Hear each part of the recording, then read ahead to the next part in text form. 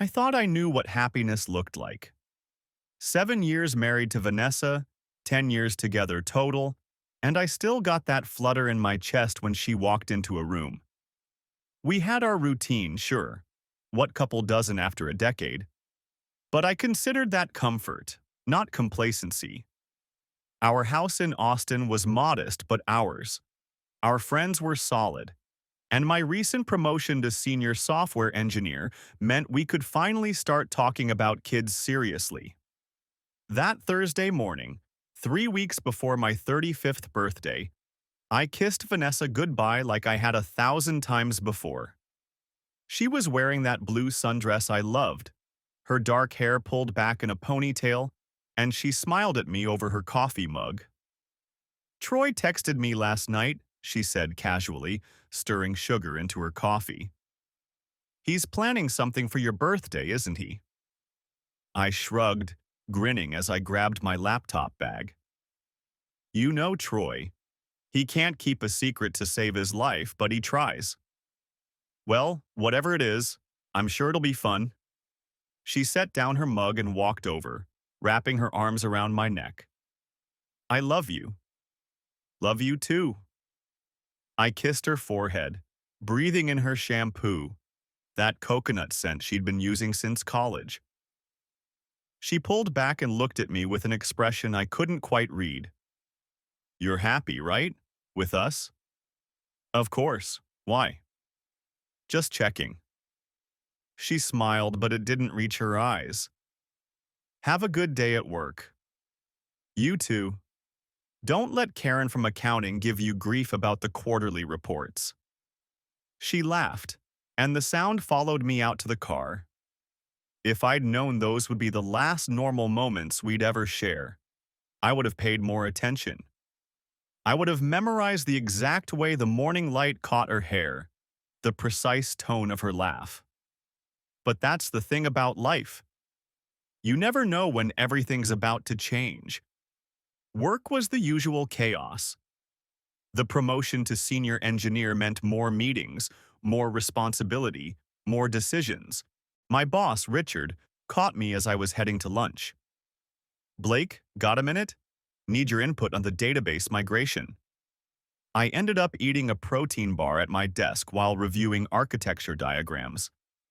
My phone buzzed around 2 p.m., a text from Vanessa. Vanessa. Working late tonight? Probably home around 8. Me. No problem. Want me to pick up dinner? Vanessa. Already ate at my desk. See you tonight. I thought nothing of it. She'd been busy too, gunning for a promotion to senior marketing manager. We were both in that phase of our careers where sacrifices felt necessary. That evening, Troy called me as I was leaving the office. Traffic on I-35 was its usual nightmare, bumper to bumper through downtown. Blakey boy, his voice boomed through my car speakers. Quick question, you're free Saturday at noon, right? I merged into the left lane, already suspicious. What are you planning? Nothing, just a guy's golf outing. Super casual, but I need to confirm you're available.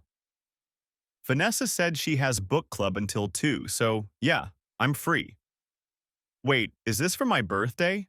Because you're being really obvious right now. I have no idea what you're talking about. Just golf. With the guys. Very boring and normal. I laughed. You're the worst liar. But okay, I'll play along. Who's coming? You know, the usual suspects. Marcus, David, probably Simon if he's not working. We'll hit the course at Spring Valley, grab lunch after. Sounds good. And Troy? Yeah? Thanks for always doing this stuff. Planning things. Keeping everyone together. You're a good friend. There was a pause on the other end. You're a good friend too, man. Best friend a guy could ask for. His tone shifted, became more serious. I know work's been crazy with the promotion, but you're doing great. Vanessa's lucky to have you. I felt a warmth spread through my chest as I pulled into our driveway. I'm the lucky one, actually. She's been so patient with all the late nights. I should do something nice for her. You're a good dude, Blake. See you Saturday. I found Vanessa on the couch, laptop open, frowning at her screen. She looked tired, shadows under her eyes. Rough day, I asked, dropping my bag by the door. She jumped slightly, like she hadn't heard me come in. What? Oh, yeah. Client revisions. Third round. They keep changing their minds about the campaign messaging. Want me to make dinner? We've got those chicken breasts in the fridge. I'm not really hungry. She closed the laptop quickly. Maybe just some wine? I opened a bottle of her favorite red, poured 2 glasses, and sat next to her on the couch. She took her glass but didn't lean into me like she usually did. The space between us felt wider than the 6 inches it actually was. You okay? I asked. You seem stressed. Just work. And I've been thinking about my sister's wedding in November. Mom wants me to help plan it, and I don't have time. Tell her you're busy, she'll understand. Vanessa nodded, took a long drink of wine. You're right, I will. She finally looked at me. How was your day?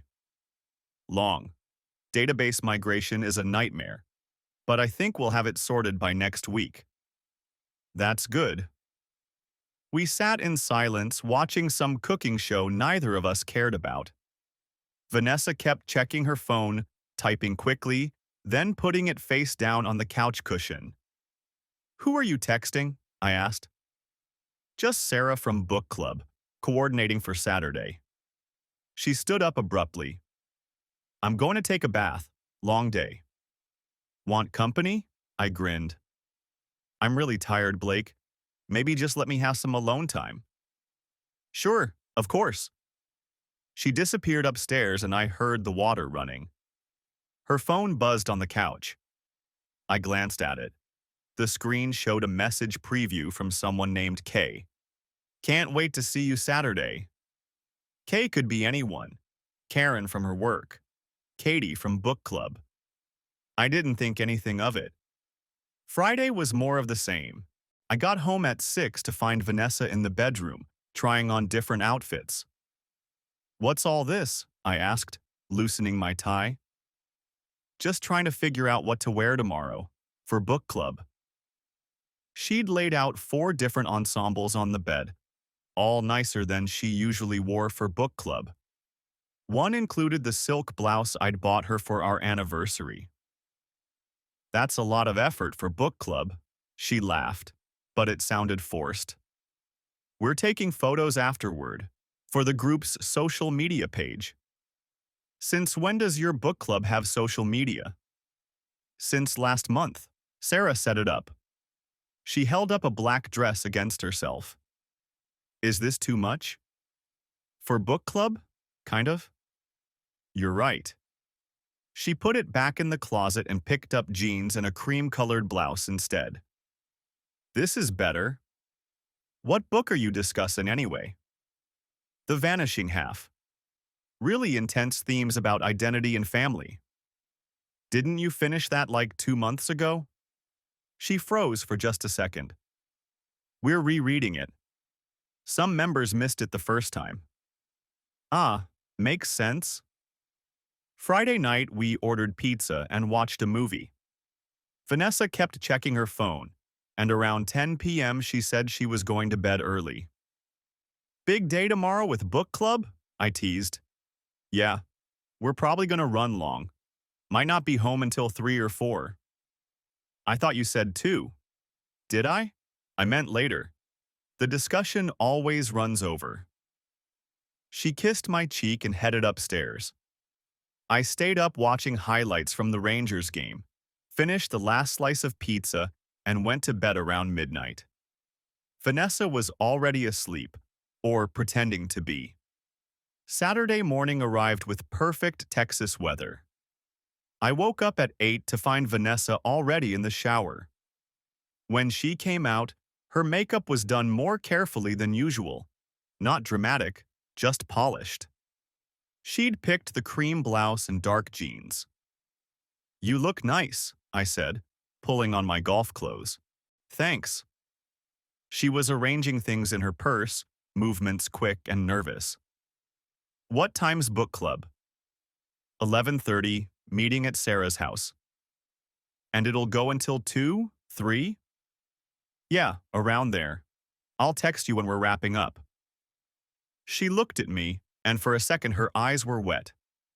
"Blake, what?" She shook her head. "Nothing. Have fun golfing." "You okay? You look like you're about to cry." "I'm fine. Just emotional about the book. It's really sad."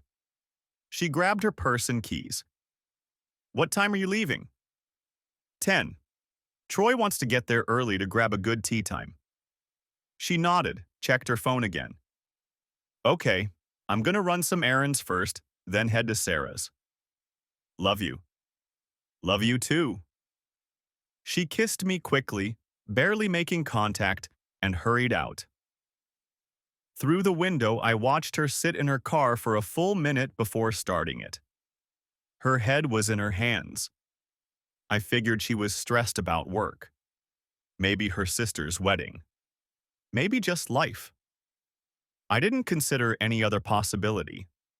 I left at 9:55 a.m. grabbing my clubs from the garage. The morning was perfect. Low 70s, clear blue sky. I pulled out of the driveway and waved at Mrs. Mendez across the street, who was watering her garden. She waved back, and I headed toward Spring Valley Golf Course. Troy was waiting in the parking lot, leaning against his truck. He looked pale, and when I approached, I noticed his hands were shaking. "You okay?" I asked, hauling my clubs out. "You look like you're about to puke." "Just didn't sleep well." He wouldn't meet my eyes. "Simone and I had a fight." "About what?" "Nothing important. Come on, let's get started." Marcus and David were already at the first tee. We did our usual routine, trash talk, side bets, arguing about handicaps. But something was off. Troy kept checking his phone, missing easy shots. Marcus seemed distracted. David kept looking at Troy like he was waiting for something. "What's going on with everyone today?" I asked after Troy three-putted the fourth hole. "You guys are playing like amateurs." "Just an off day," Troy muttered. We made it through 9 holes. I'd just sunk a birdie on the 9th when my phone rang. Troy's name on the screen. I looked at him, confused. He was 20 feet away, phone to his ear, staring at me with an expression of absolute dread. "What are you doing?" I asked, not answering. "You're right there." His phone rang again. Then Marcus's phone rang. Then David's. Troy answered his phone, said, "Yeah?" And his face went white. He hung up and walked toward me fast. Too fast. "We need to go, now." "What? Why? We haven't even finished." "Blake, we need to go to your house. Right now. It's important." "Tell me what's happening." My voice rose, sharp with sudden fear. "Is Vanessa okay? Did something happen?"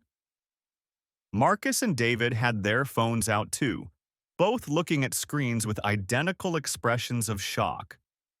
Troy grabbed my arm, actually grabbed it hard enough to hurt. "Everyone's at your house. For the party. The surprise party." "What party?" "Your birthday party. We planned it for noon. We were all going to be there when you got home from golf." His voice was shaking. "But we're early. We got there early. And we used the spare key you gave me." "Troy, you're scaring me. What happened?" "We walked in and—" He stopped, jaw working like he was trying to force out words. "There was someone there. With Vanessa. In your house." My brain couldn't process it. "Someone? Who? What do you mean?" "A guy. They were together. In the kitchen." Blake, it was obvious what was happening. The golf club slipped from my hand. It hit the ground with a metallic clang that seemed impossibly loud. That's not funny. I'm not joking. I wish I was. Blake, I'm so sorry. Everyone saw it. All 10 of us walked in and they were right there. Marcus had walked over, his face grave. Troy's telling the truth. We all saw them. I'm sorry, man. The world tilted. I felt like I was underwater, everything muffled and distant. Vanessa wouldn't. She's at book club. She's at Sarah's house. She's at your house, David said quietly. With some guy. I pulled out my phone, called Vanessa. It rang 4 times, then went to voicemail. I called again. Voicemail. Again. Voicemail. We need to go, Troy said. Everyone's still there. They didn't know what to do. Who is he? The question came out mechanical. Who was with her? Troy and Marcus exchanged looks. We don't know, Troy said, but we can find out. The drive home was 25 minutes that felt like 25 hours. Troy drove my car because my hands wouldn't stop shaking. I sat in the passenger seat, calling Vanessa over and over, each time getting voicemail. Troy kept trying to explain what they'd seen, kept stopping, kept starting over. Words like kitchen and kissing and his hands were on her tumbled out incoherently. Be specific, I said, voice flat. Tell me exactly what you saw. Troy's knuckles were white on the steering wheel. We unlocked the front door at 11:58. We had decorations, food, everything. The plan was to set up fast before you got home at 12:30. He swallowed hard. The front door opens right into the living room, and you can see the kitchen from there. They were in the kitchen, standing really close. He had his hands on her waist. Her blouse was unbuttoned at the top. They were kissing. Maybe it wasn't innocent, Blake. His shirt was untucked. There were wine glasses on the counter. They jumped apart when we walked in, but it was too late. We all saw. I leaned forward, head between my knees, trying not to vomit. Who else was there? Everyone. Me, Simone, Marcus, Jennifer, David, Simon, Ashley, Rachel, and Tyler. All 10 of us just standing there in the doorway with party supplies, and your wife was... His voice cracked. I'm so sorry, man. If I hadn't planned this surprise, if I hadn't convinced everyone to come, it's not your fault. It feels like my fault. We pulled into my neighborhood. I could see cars lining the street, the minivan, the Prius, David's truck, all the familiar vehicles. Our entire friend group clustered on my lawn like survivors of a shipwreck. Troy parked in the driveway. I sat there, unable to move. Do you want me to come in with you? Troy asked. Yeah. We walked to the front door together. Simone was standing near the entrance, her face red from crying. Jennifer was pacing on the lawn, hands over her mouth. Marcus stood with his arms crossed, jaw clenched in anger. Blake, Simone said, reaching for me. I'm so sorry. I walked past her, past all of them, and opened my front door. The scene inside would be burned into my memory forever. Vanessa sat on our couch where we'd watched 1,000 movies, where we'd made out like teenagers when we first moved in, where I'd proposed to her 5 years ago. Her mascara had run in black rivers down her face. Her hair was messed up, pulled half out of its ponytail. That cream blouse was buttoned wrong, one button off throughout the whole thing. And sitting on the opposite end of that couch, head in his hands, was someone I recognized. Kyle Brennan. We worked at the same company, different departments. I'd maybe spoken to him 10 times in 3 years, usually just hey in the hallway or small talk in the break room. He looked up when I walked in, and the guilt on his face confirmed everything. His shirt was untucked, hair disheveled. There was lipstick, Vanessa's shade, smeared on his collar. Blake, Vanessa stood up so fast she nearly fell. Blake, please let me explain. Don't. The word came out flat, emotionless. I was amazed by how calm I sounded. Everyone out, except Vanessa. Kyle stood up so fast he knocked over a throw pillow. Blake, man, I'm so… Get out. He moved toward the door, and I stepped aside to let him pass. He tried to say something else, but I held up one hand and he fled, nearly running. Through the open door, I saw the friends part for him like he carried a disease. He got in his car and drove away fast, tires squealing. Troy and Simone stood in the doorway. Blake, we can stay, Simone started. No, thank you, but no. We're not leaving the neighborhood, Troy said firmly. We'll be right outside.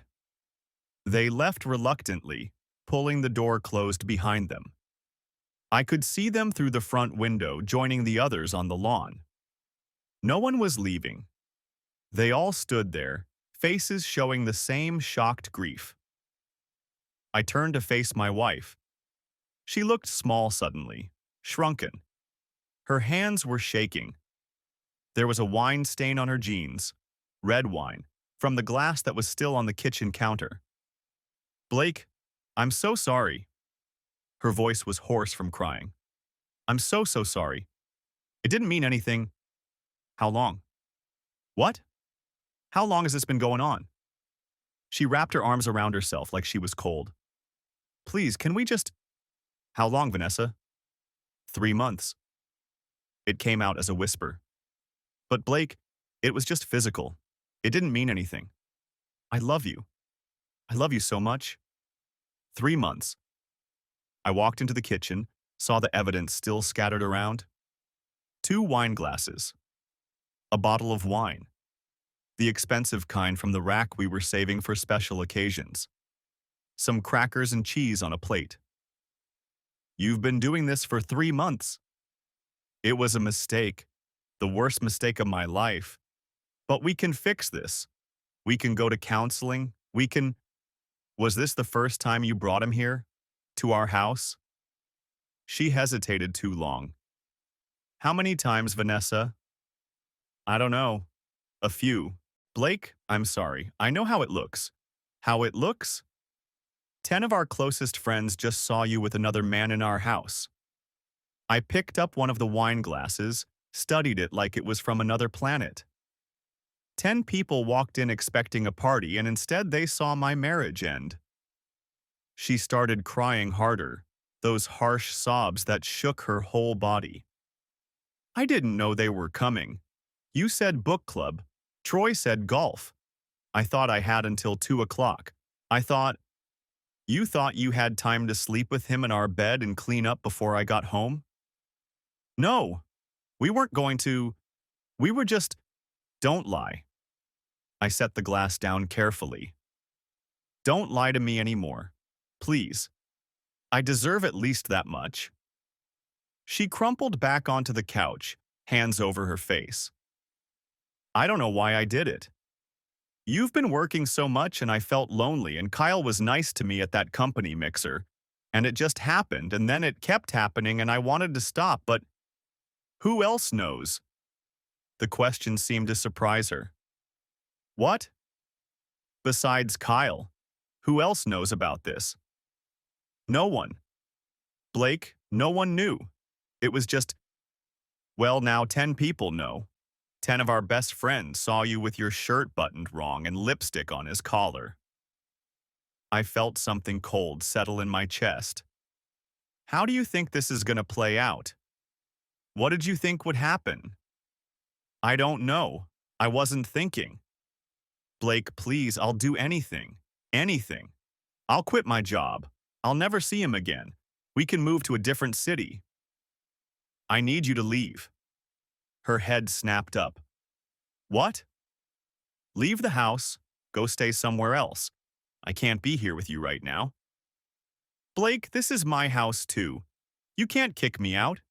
We need to talk about this. We need to figure this out. You're right. I walked to the door, grabbed my keys from the hook. Then I'll leave. Blake, please. She followed me onto the porch, not caring that everyone could see her wrecked face, her wrong buttons, her ruined makeup. Don't do this. Please. I love you. All 10 friends were still on the lawn. They'd moved to a cluster by the cars, but they were all watching. All of them saw Vanessa begging, saw me walking away. I got in my car. Troy was already moving toward me, but I held up a hand to stop him. I just needed to drive, needed to be anywhere else. I drove without destination, just turning randomly, watching Austin pass by in a blur.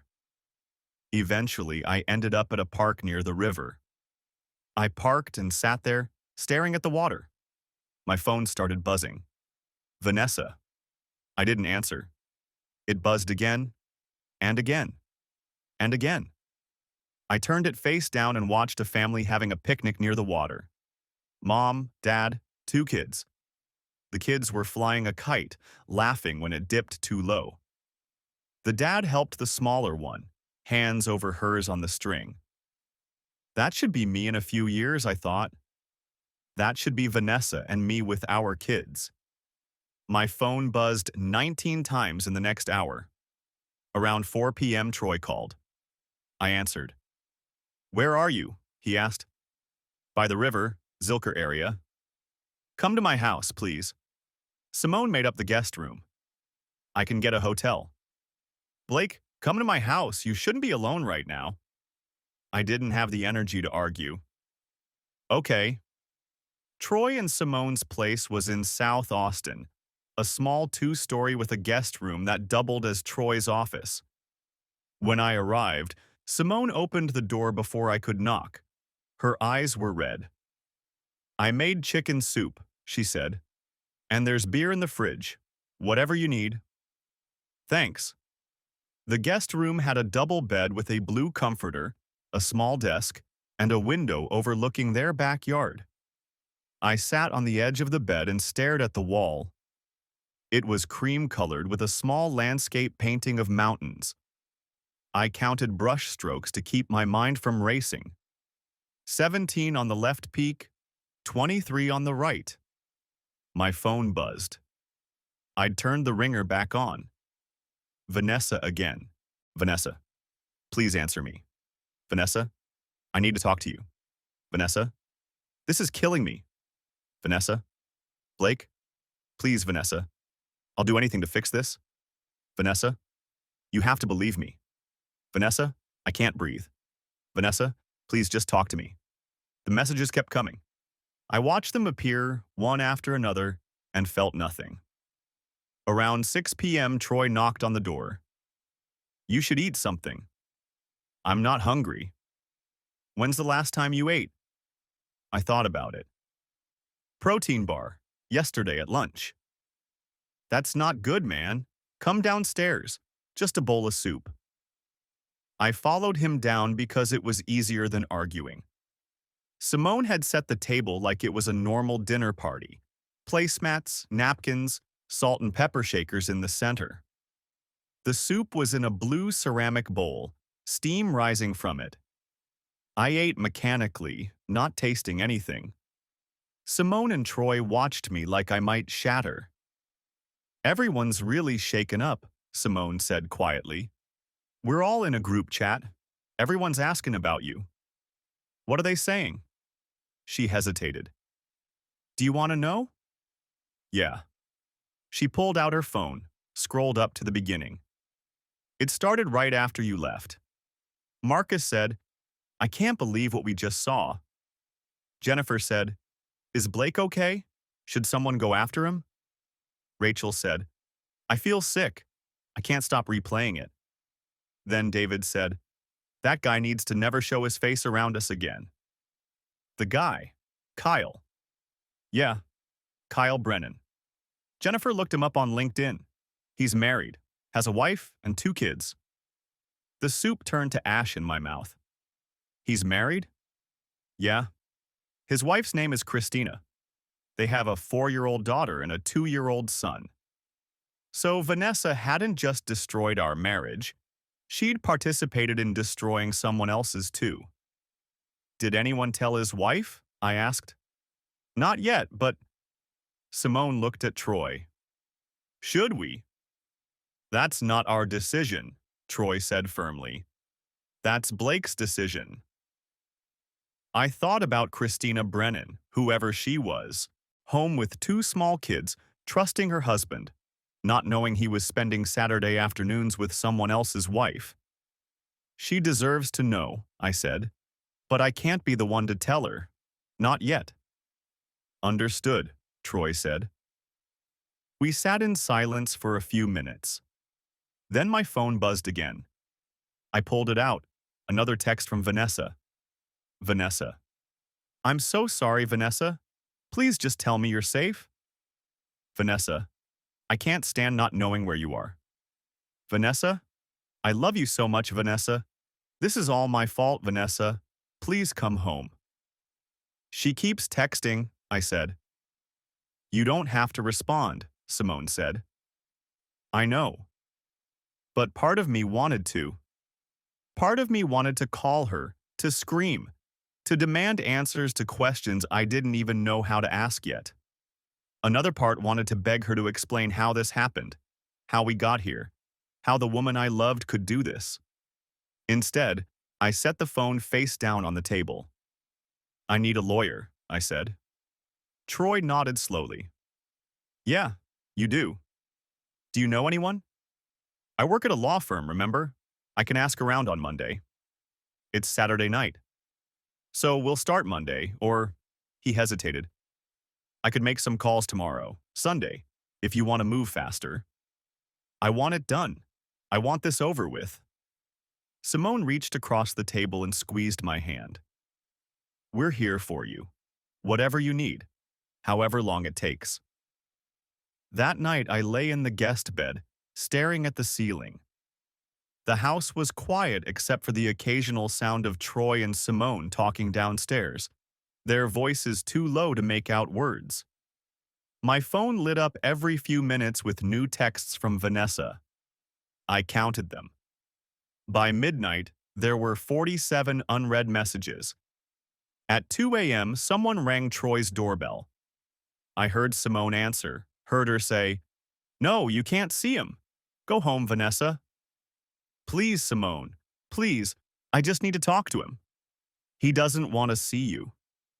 I'll wait out here then. I'll wait until he comes out. Vanessa, go home. This is his fault too. He was never home. He chose work over me. That's not true and you know it. Go home before I call the police. There was silence. Then the sound of footsteps and a car door slamming, engine starting, driving away. Troy appeared in my doorway. You awake? Yeah. Sorry about that. Not your fault. He lingered in the doorway. You doing okay? No. Yeah, stupid question. He left, and I went back to staring at the ceiling. Somewhere around 4 a.m., I got up and started searching on my phone. Divorce attorney, Austin, Texas. I found dozens of results. Read reviews. Looked at websites. One caught my attention. Patricia Okonkwo, specializing in high-conflict divorces. Her reviews mentioned phrases like tough negotiator and doesn't back down and got me everything I deserved. I sent an email through her website's contact form at 4:47 a.m. My wife cheated on me. 10 of our friends witnessed it. I need help filing for divorce as soon as possible. I didn't expect a response until Monday at the earliest. But at 7:32 a.m., my phone rang. Unknown number. Mr. Hartley? A woman's voice, professional but warm. This is Patricia Okonkwo. I got your email. I know it's Sunday morning, but you sounded urgent and I happen to be reviewing weekend inquiries. Can you tell me what's happened? I told her everything. The whole story, start to finish. The supposed golf outing and book club, the surprise party. walking in to find Vanessa with Kyle, the 10 witnesses, the 3-month affair, her coming to Troy's house at 2 a.m. Patricia listened without interrupting. When I finished, there was a long pause. "Mr. Hartley," she said finally, "in 20 years of practice, I've never had a case with 10 eyewitnesses to adultery. This is extraordinarily rare and, frankly, incredibly strong evidence. Can you come to my office tomorrow afternoon, say 2 p.m.? I'll be there." "Good. Bring any financial documents you have access to, bank statements, mortgage papers, retirement account info, and bring a support person if you have one. You'll want someone there. My friend Troy, he's a paralegal. Even better. I'll see you tomorrow at 2.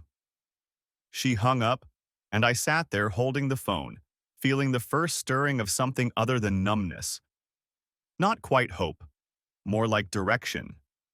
Purpose. Troy knocked on the door at 8. "Heard you on the phone. Everything okay?" "I found a lawyer. We're meeting tomorrow at 2. That was fast. She works Sundays, or at least she answered emails on Sunday. "Want some breakfast? Simone's making pancakes." "Yeah, okay." Downstairs, Simone had laid out a full spread: pancakes, bacon, eggs, orange juice. It looked like a magazine photo of a perfect Sunday morning, which made it feel grotesque. "Your phone's been going off," Simone said, nodding toward the counter where I'd left it charging. I checked. 23 new messages from Vanessa, and 3 from unknown numbers. Unknown. "Blake, this is Jennifer. Vanessa got my number and called me at 6 a.m. crying, asking me to talk to you. I told her I can't help her. I'm sorry this happened." Unknown. "Hey man, it's Marcus. Vanessa texted me too, asking me to convince you to talk to her. I blocked her. Just wanted you to know. We're all here for you." Unknown. "Blake, it's Rachel. Vanessa called me sobbing, saying you won't listen to her side. I told her we all saw what happened and there's no side to it. Don't let her manipulate you. Stay strong." So she was reaching out to our friends now, trying to control the narrative, trying to make them convince me to forgive her. "She's texting everyone," I said. Troy looked up from his pancakes. "Yeah. The group chat's been active since 6 a.m. She's calling people, sending long paragraphs about how you were emotionally distant and she felt neglected." "That's not true." "We know. We were there. We saw you two together all the time. You were always bringing her coffee at work, planning date nights, talking about her like she was the best thing that ever happened to you." Troy's jaw clenched. "She's rewriting history because she knows she messed up and she can't handle it." Simone poured more orange juice. "For what it's worth, no one's buying it. Everyone in the group has shut her down. Ashley told her straight up, 'I don't care if Blake worked 24 hours a day, that doesn't justify cheating.' The food tasted like cardboard, but I ate anyway." My phone buzzed again. "Vanessa, I know you're reading these." Vanessa, "Please, Blake." Vanessa, "I know I hurt you, but please don't shut me out completely." Vanessa, "We can fix this." Vanessa, "I'll prove to you that I love you." Vanessa, "Just give me one chance to explain everything I showed the messages to Troy and Simone." "Do you want to respond?" Simone asked. "What would I even say?" "You could tell her to stop contacting you." I thought about it, then typed, "I've retained a lawyer. All communication should go through attorneys from now on. Don't contact me again." I hit send before I could second guess it. The response came immediately. Vanessa, "Blake, no." Vanessa, "Please don't do this." Vanessa, "We can fix this ourselves." Vanessa, "We don't need lawyers." Vanessa, "Please, I'm begging you, Vanessa. Don't throw away 10 years. Vanessa, "I love you." I blocked her number. "There," I said. Done. Good, Troy said. She needs to understand this is serious. But within 10 minutes, my phone buzzed again. Unknown number. Unknown. Blake, it's me. I'm using Sarah's phone. Please don't block me. I need to talk to you. I blocked that number too. 5 minutes later, another unknown number. Unknown. This is Vanessa. I'm using my mom's phone. Please, Blake. Please just hear me out. Blocked. It became a pattern. Every 10 minutes, a new number, a new desperate message. I blocked each one without reading the full message. By noon, I'd blocked 11 different phone numbers. She's not going to stop, Simone observed. Then I won't answer, I said. What about your mutual friends? She might start showing up at their houses. Let her. They all saw what she did. They know the truth.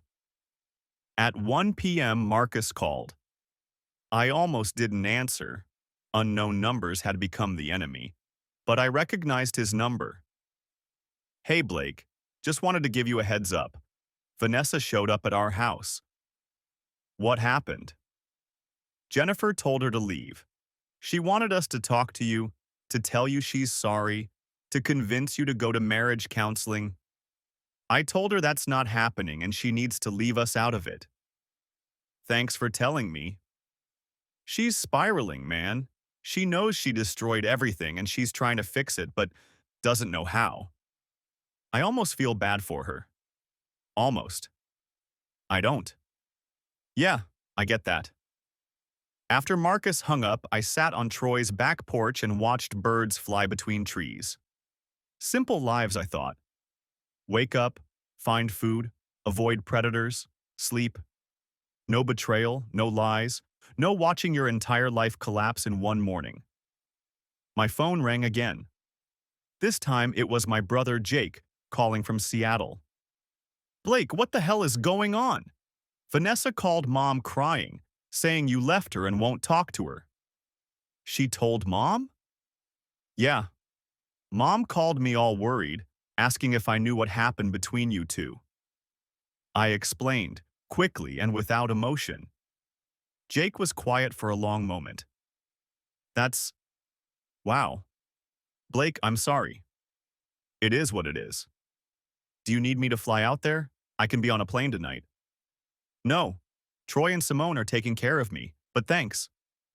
Okay, but I'm serious. If you need me, I'm there. And for the record, Mom told Vanessa not to call back. She said if Vanessa did something that made you leave, that's her problem to fix, not ours. Tell Mom thanks. After we hung up, I realized how exhausted I was. 28 hours since the discovery, and I felt like I'd lived a month. I went back to the guest room and lay down, not expecting to sleep. But I must have dozed off because the next thing I knew, Troy was shaking my shoulder. Blake, wake up. It's 1:30. We need to leave for the attorney meeting. I sat up, disoriented. My phone showed dozens of notifications, more texts from unknown numbers, emails from Vanessa's address, a Facebook message request. She's not giving up, I said. No, she's not. But that's her problem now, not yours. Patricia Okonkwo's office was in a modern building downtown, glass and steel and expensive-looking art in the lobby. We took the elevator to the 8th floor and found her name on a frosted glass door. Inside, a receptionist greeted us. Mr. Hartley, Ms. Okonkwo is expecting you. Follow me, please. Patricia's office was lined with law books and framed diplomas. She stood when we entered, a tall woman in her 50s with salt and pepper hair pulled back in a bun, wearing a navy suit. Her handshake was firm. Mr. Hartley, thank you for coming, she gestured to Troy. And you are? Troy Pemberton, Blake's best friend. I'm also a paralegal at Morrison & Associates. Excellent. Legal knowledge will be helpful here. She gestured for us to sit. Mr. Hartley, I've been thinking about your case since you called. Let's start with the basics. How long have you been married? 7 years. Together for 10 total. Children? No. That simplifies things considerably. Do you own property together? A house. Both names on the deed. I made the down payment from my savings before we got married. About $40,000. Patricia made notes on a yellow legal pad. Joint accounts? Checking and savings. Both our paychecks go into the joint checking, then we transfer to savings monthly. Retirement accounts? I have a 401k through work. She has an IRA, both separate. Good. Now, let's talk about these witnesses. I need to understand exactly what they saw and when. I explained the whole timeline. Troy filled in details I'd forgotten. The exact time they'd arrived, 11:58 a.m. That they'd used a spare key I'd given him 2 years ago for dog sitting. That all 10 people had clear line of sight to the kitchen. And what exactly did they see? Patricia asked. Troy answered, Vanessa and a man, we now know his name is Kyle Brennan, standing close together in the kitchen. He had his hands on her waist. They were kissing. When we walked in, they jumped apart, but the evidence was clear.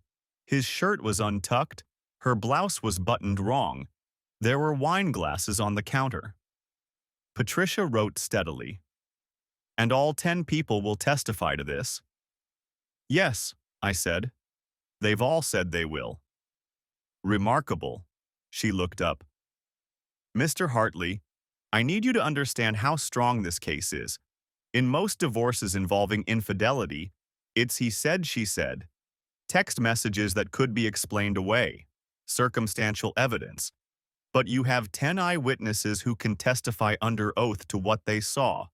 This is nearly unheard of. What does that mean for the divorce? It means several things. First, Texas is a no-fault state, meaning you can get divorced without proving grounds. But Texas also allows fault-based divorce, including adultery. When adultery is proven, it can affect property division and spousal support. I don't want revenge, I said again. I just want out. I understand. But you should know your rights and your leverage. Now, this Kyle Brennan, tell me about him. He works at my company, different department. We've barely spoken. He's married with 2 young kids. Patricia's pen paused. He's married. Yes? Does his wife know? I don't think so. We'll need to name him as a co-respondent in the filing. That means his name will be in the public record. His wife will likely find out. Good, I said. She deserves to know what kind of man she married. Patricia studied me for a moment.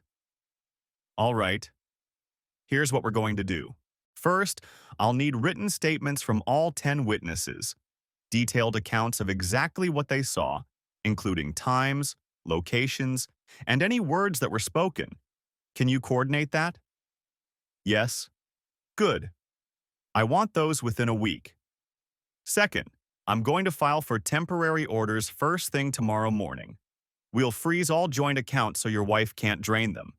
We'll also request exclusive use of the marital home, which means she'll have to move out temporarily. She's not going to like that. She doesn't have to like it. She committed adultery in the marital home. A judge will very likely grant the order. Patricia flipped to a new page. Third, I'm filing the divorce petition immediately. We'll cite adultery as grounds. We'll name Kyle Brennan as co-respondent. And we'll request a division of assets that favors you given her misconduct. How long will this take? Depends on whether she fights it. If she accepts reality and settles, we could be done in 3 months. If she wants a trial, Patricia shrugged. Could be a year or more. She'll fight, I said. She keeps saying we can fix this, that we can go to counseling. Let her attorney explain reality to her. Once she understands she's facing 10 witnesses at trial, she'll likely settle. No competent attorney would advise her to fight this. We spent another hour going over details. Financial assets. The house was worth about $300,000. We owed $200,000 on the mortgage. Savings account had about $30,000. Checking usually hovered around $5,000.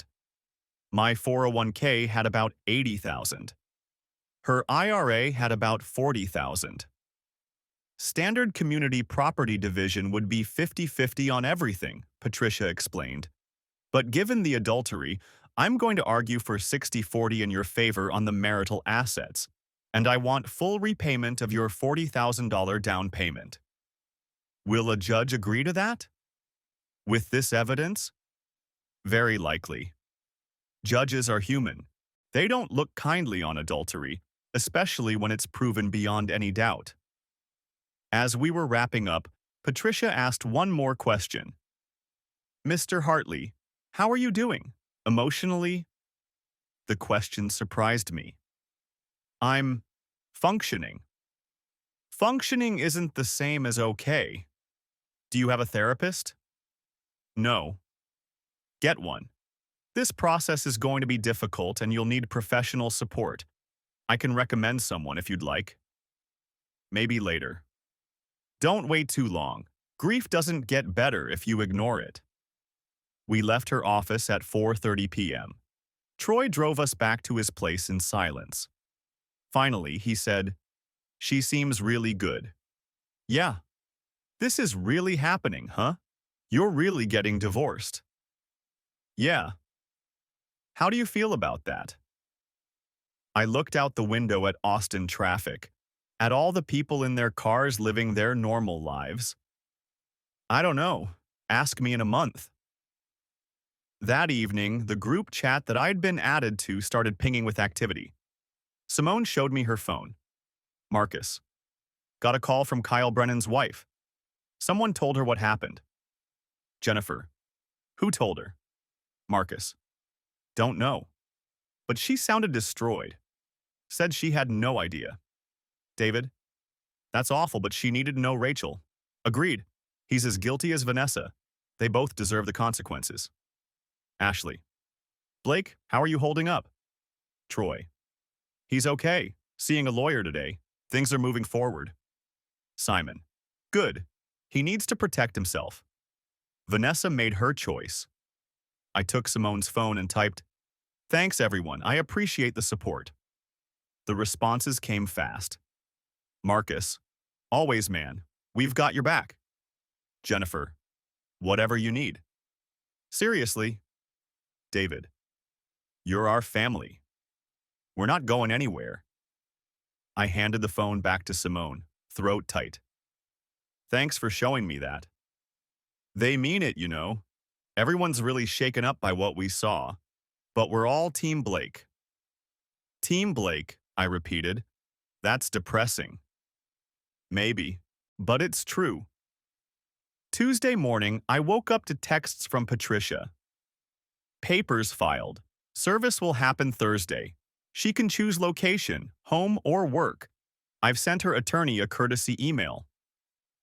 I also woke up to 17 new text messages from unknown numbers. All Vanessa, using borrowed phones. Me and Troy drove to my house to get clothes and personal items. I'd been wearing the same outfit since Saturday, and I needed to grab my laptop for work. Vanessa's car was in the driveway. Want me to come in? Troy asked. Yeah. We walked in together. Vanessa was sitting at the kitchen table, still in pajamas. She looked terrible. Hair unwashed, face puffy from crying, dark circles under her eyes. Blake, she stood up fast when she saw me. Thank God. I've been trying to reach you. I'm just here to get my things. Please, we need to talk. I need to explain. There's nothing to explain. I know everything I need to know.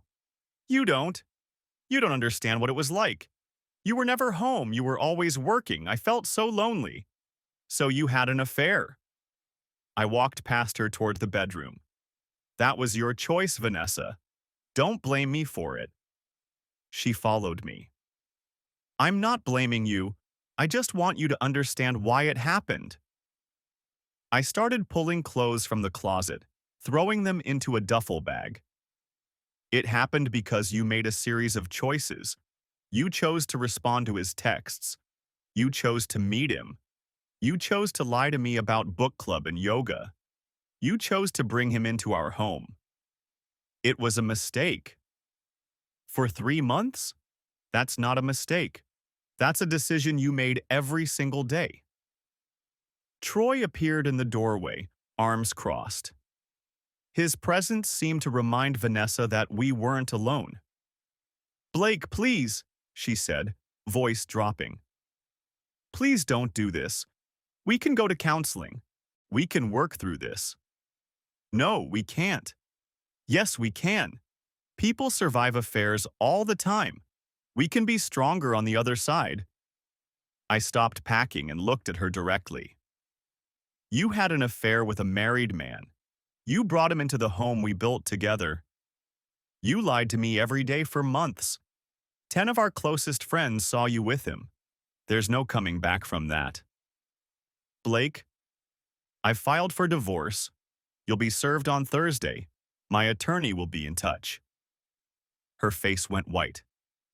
"You filed? Already?" "Yes. But, but we haven't even talked about it. You can't just—" "I can, and I did." I grabbed my laptop bag from the office, threw in some toiletries from the bathroom. Vanessa trailed behind me, crying, begging, alternating between apologies and justifications. "I'll change. I'll do anything. Blake, please, I love you." At the door, I turned back one last time. "If you loved me, you wouldn't have done this." We left her standing in the doorway, sobbing. As we drove away, I saw her in the rearview mirror, collapsing onto the porch steps. "That was hard," Troy said quietly. "Yeah. You did good, though. Stayed strong." "I don't feel strong. I feel like I'm moving through water." "That's shock. It'll wear off eventually." "That's what I'm afraid of." Wednesday, I went back to work. I'd taken Monday and Tuesday as personal days, but I couldn't hide forever. My manager, Richard, called me into his office first thing. "Blake, I heard about the situation with Vanessa.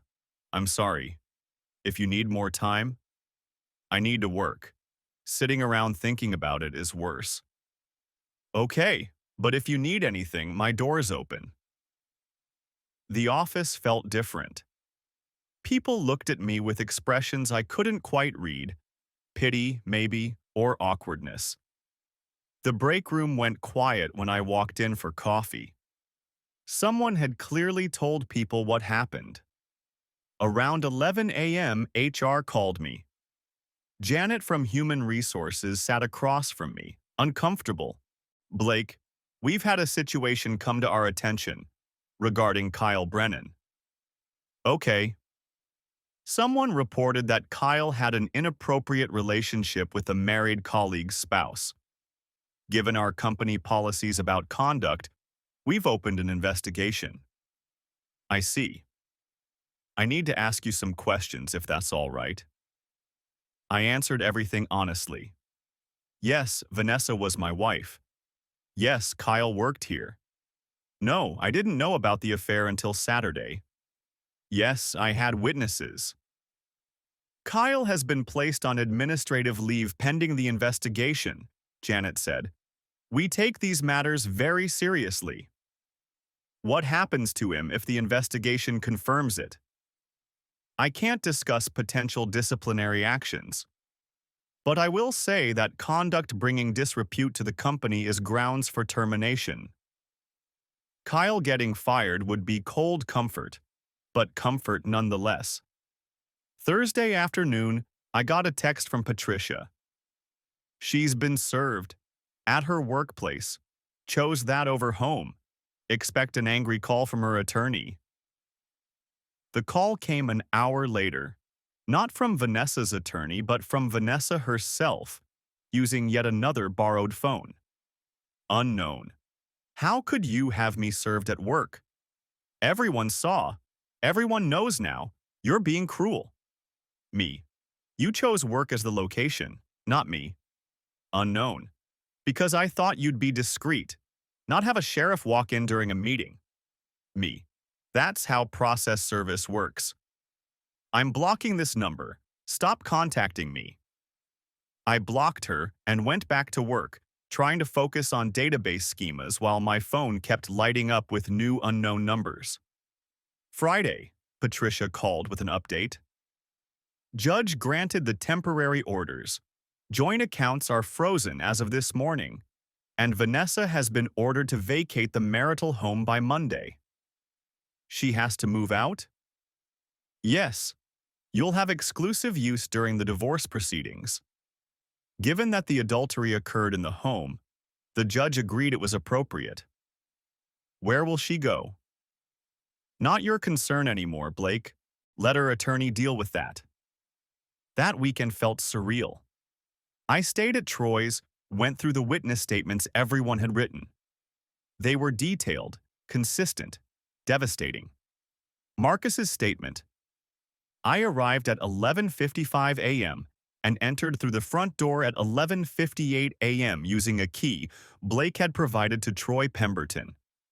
Upon entering, I had clear sight of the kitchen area.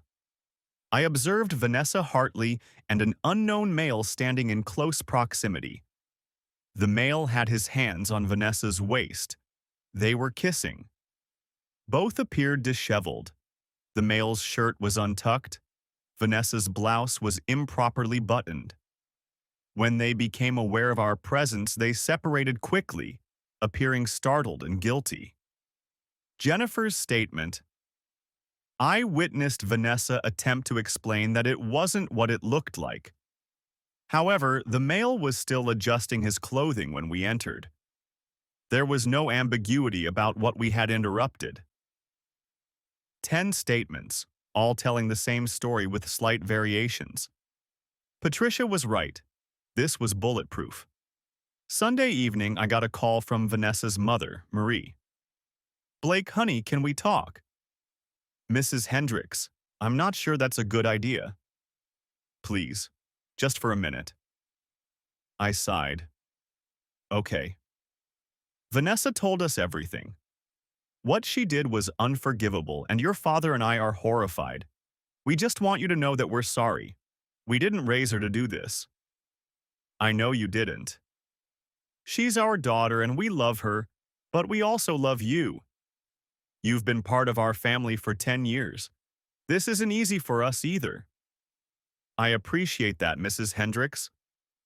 Are you really sure you want a divorce? Is there no chance? I'm sure. She was quiet for a long moment. Then I understand. I hope you can find happiness, Blake. You deserve better than what our daughter gave you. After we hung up, I felt something crack in my chest. Her parents were good people. They'd welcomed me into their family, celebrated our milestones, treated me like a son. Now I was losing them too. Monday morning, I moved back into my house. Vanessa's car was gone from the driveway, and when I opened the door, I could tell she'd taken some things, clothes, toiletries, some photos from the mantle. But most of her stuff was still there, like she was planning to come back. The house felt empty in a way it never had before. Every room held memories that now felt tainted. The kitchen where I'd found her with Kyle, the couch where we'd watched movies, the bedroom where we'd talked about having kids someday. I walked through it like a museum of my former life. My phone rang. Patricia. Vanessa hired an attorney, Richard Castellano. He's got a reputation for being aggressive, especially in defending female clients. What does that mean? It means he's going to try to paint you as the bad guy. Expect allegations of emotional neglect, workaholism, maybe even verbal abuse. That's not true. I know. And we have 10 witnesses who can testify to what a devoted husband you were. But brace yourself. She's going to try to make this your fault. How could this possibly be my fault? It's not. But people will twist anything to avoid responsibility. Just be prepared. The first salvo came that afternoon, an email from Castellano's office to Patricia, which she forwarded to me. My client wishes to enter mediation to resolve this matter amicably. She acknowledges the incident but disputes the characterization of it as an affair. She maintains that her marriage was in crisis due to Mr. Hartley's emotional unavailability, and that her brief indiscretion was a symptom of larger marital problems. I read it 3 times, each time getting angrier. Brief indiscretion? I said to Troy that night. She was sleeping with him for 6 months. Wait, 6 months? I thought she said 3. Kyle said 6 in his deposition. She lied about the timeline even after getting caught. Troy shook his head. She's rewriting history. Classic narcissist behavior. Over the next 2 weeks, the pattern became clear. Vanessa was telling everyone who'd listen that I'd driven her to cheat, that I was never home, that I'd stopped loving her, that the affair was my fault for neglecting her. Some people believed her. Her book club friends. Some co-workers. Her sister posted a cryptic Facebook status about supporting women through difficult times that was clearly about Vanessa. But our mutual friends, the 10 who'd witnessed everything, didn't buy it for a second. I was at your house 3 weeks before the discovery, Marcus told me. Game night, remember? You two were all over each other, laughing, joking. You kept calling her baby. If that's emotional unavailability, I'd hate to see what connection looks like. The depositions were scheduled for 3 weeks after filing. Kyle went first. I wasn't allowed in the room, but Patricia told me what happened afterward. He admitted everything. The affair started in March, 6 months ago, not 3 like your wife claimed. They met at a company mixer, started with texts, escalated to meetings, eventually became physical. They met at hotels 9 times. He confirmed she lied about book club and yoga. Those were cover stories. How did he seem? Destroyed. His wife left him 2 days after finding out. Filed for divorce. He's living in a motel right now, I think. Kept saying it was the biggest mistake of his life. Good. Blake, there's something else. He said Vanessa pursued him, that she initiated contact, suggested meeting up, pushed for the relationship to become physical. That surprised me. She said he was nice to her and it just happened. She lied. According to Kyle, she was the aggressor. I didn't know what to do with that information. It made everything worse somehow. Not just that she'd cheated, but that she'd actively sought it out. Hunted for it. The friend group depositions happened over 2 days. 10 people, all testifying to the same basic facts with minor variations in detail. Jennifer. When we walked in, Vanessa's blouse was buttoned incorrectly. 1 button off the whole way down. That's not something that happens by accident. David. I specifically remember thinking they must have been in the middle of something because Kyle's belt was unbuckled. Not completely undone, but definitely unbuckled. Simone. Vanessa told me later that day it had only been going on 3 months. But Kyle's testimony said 6 months. So she lied about the timeline even after being caught. Rachel. There were 2 wine glasses on the counter. The expensive wine from the rack they kept for special occasions. It felt like a deliberate choice, using Blake's nice wine to seduce someone else in his home. Patricia assembled all 10 statements into a binder an inch thick. This is the most comprehensive evidence of adultery I've ever seen, she said. If her attorney has any sense, he'll tell her to settle. 6 weeks after filing, Castellano requested a settlement conference. We met at Patricia's office on a Tuesday morning.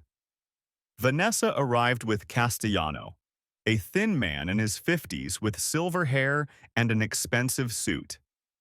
Vanessa looked worse than I'd ever seen her. She'd lost weight, her clothes hanging loose, dark circles under her eyes, hair pulled back in a messy ponytail. She wouldn't look at me. "Let's be clear about positions," Castellano started. "My client acknowledges that an indiscretion occurred. However, the marriage was failing due to Mr. Hartley's emotional neglect and overwork. The indiscretion was a symptom, not the cause, of the marital breakdown." Patricia didn't blink. "Your client had a 6-month affair with a married man. She brought him into the marital home repeatedly. She lied to her husband about her whereabouts. 10 witnesses observed her in a compromising position. There is no defense here. My client deserves fair consideration of her contributions to the marriage. Your client committed adultery. In Texas, that affects property division and spousal support." They argued for 20 minutes about characterizations and fault and contributions. Finally, Castellano said, "My client is willing to settle. She wants 50% of all marital assets, including home equity, retirement accounts, and savings. She also requests spousal support of $2,000 per month for 3 years while she rebuilds her life." Patricia looked at me. I shook my head. "Counteroffer," Patricia said.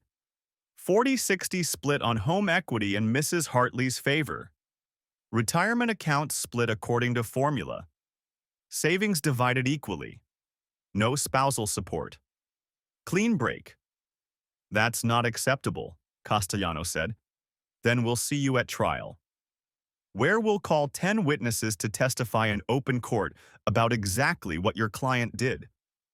Where we'll subpoena all text messages between your client and Kyle Brennan. Where we'll make this very public and very ugly. Is that what you want?" Castellano glanced at Vanessa. She was crying silently, tears running down her face. "We need time to consider," he said. "You have 1 week," Patricia said. "After that, we start trial preparation." They left. Patricia turned to me. "She's going to settle. She can't win at trial." "How do you know?" "Because her attorney knows it. And if he doesn't convince her, the costs will. Trials are expensive. She'd spend everything she'd gain just on legal fees." 3 days later, Vanessa called me directly. I almost didn't answer. Her calls always made things worse. But something made me pick up. "Blake," her voice was hoarse. "Please, can we meet, just to talk?" "No, please. I need to tell you something. In person. It's important." "Vanessa, please, 1 coffee, 30 minutes. Then I'll never ask again." Against my better judgment, I agreed. We met at a Starbucks neutral territory. She was already there when I arrived, sitting at a corner table with an untouched latte. I sat down across from her. "What do you want to say?" She looked at me, and I barely recognized her. The woman I'd loved had been confident, vibrant. This woman looked hollow. "I'm sorry," she said. "I know I've said it before, but I need you to know I mean it. What I did was unforgivable." "Okay. I know you don't believe me, but I do love you. I always loved you. I got lost. And I made terrible choices." "Why did you do it?" She was quiet for a long time. "I don't know. That's the honest answer. Kyle paid attention to me. Made me feel exciting. Made me feel like I wasn't just someone's wife, you know? Like I was still me. You were always you. I never tried to change you. I know. This wasn't about you, Blake. It was about me, something broken in me. Then you should fix that. For yourself. But we're still getting divorced. Fresh tears spilled down her face. I know. I'm going to settle. My attorney says fighting is pointless. I just wanted to tell you in person that I'm sorry, and that you deserved better. Yeah, I did. We sat in silence for a minute. Then I stood up. Goodbye, Vanessa. Goodbye, Blake. I walked out and didn't look back. The final settlement came together quickly after that. 45-55 split on all marital assets, her favor. House would be sold immediately, both of us moving out. Retirement accounts divided according to standard formula. All marital debts split evenly. No spousal support. Clean break. One additional clause that surprised me. Vanessa agreed not to attend any events with our mutual friend group. She was essentially exiling herself. Why would she agree to that? I asked Patricia. Because she knows she wouldn't be welcome anyway. This way she can pretend it was her choice. The judge approved the settlement on October 15th, 3 months after the discovery, 94 days from start to finish. Vanessa and I appeared virtually for the final hearing. She was crying. I was numb. The court finds the settlement to be fair and equitable, the judge said. Petitioner's request for dissolution is granted. This marriage is dissolved. Vanessa's video window closed immediately. Mine stayed open for a moment longer. Patricia gave me a tired smile. It's done, Blake. You're free. Free. The word felt empty. I moved into a one-bedroom apartment in East Austin in November. Small, quiet, nothing like the house Vanessa and I had shared. I bought new furniture, couldn't stand the idea of keeping anything we'd picked out together. New couch, new bed, new dishes, starting fresh. The friend group stayed close. Monthly game nights continued, now at Marcus and Jennifer's house. No one mentioned Vanessa, though we all knew she'd moved to Houston. She'd posted about her fresh start once on social media before deleting all her accounts. Kyle left the company too. Got fired after the HR investigation confirmed everything. His wife got the house and full custody of their 2 kids. Last I heard, he'd taken a job in Colorado, trying to outrun his reputation. I started therapy in December at Patricia's insistence. Dr. Martinez was patient with my emotional flatness, with the way I analyzed everything like it was a problem to solve rather than feel. You're still processing, she said. When you're ready to feel it, you will.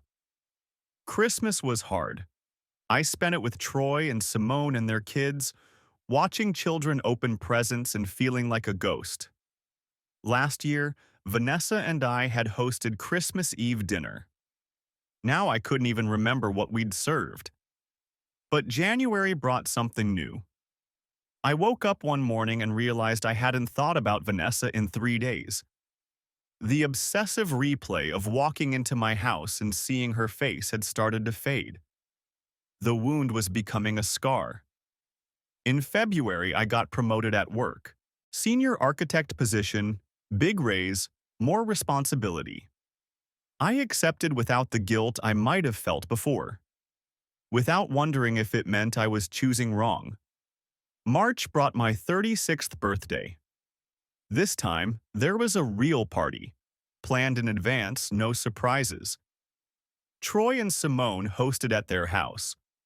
All 10 friends from that terrible Saturday showed up, plus a few new people I'd met through work. Speech, Marcus called out as they brought out the cake. I stood up, beer in hand, looked at the faces around me. Real friends. People who'd seen me at my worst and stayed. Last year, I said slowly, I thought I was going to get a surprise party. Instead, I got the worst day of my life. A few uncomfortable laughs. But you know what? That day showed me who my real people are. Every single person in this room dropped everything to help me, wrote statements, listened to me, reminded me I was worth more than how I was treated. Simone was crying. Troy's jaw was tight. So thank you for seeing me through it, for not letting me disappear, for reminding me what real friendship looks like. I raised my beer. Here's to being 36 and to second chances. Everyone drank, and then Jennifer started cutting cake, and the moment passed into normalcy. Later, as I was leaving, Troy pulled me aside. You doing okay? Really? I thought about it. The wound was still there, probably always would be, but it was scar tissue now. Yeah, I said. I actually think I am. Driving home to my small apartment, I thought about everything that had happened. Vanessa had traded 10 years for 6 months of excitement. Lost a husband, friends, community, reputation. And me? I'd lost a wife, but gained clarity, understanding, knowledge of what I was made of. I unlocked my apartment door and looked around the space that was completely mine. Small, but honest. Built on truth instead of lies. Tomorrow I'd wake up and go to work I was good at. Meet Troy for lunch. Text the group chat. Live a life that was real. And that, I was learning, was enough.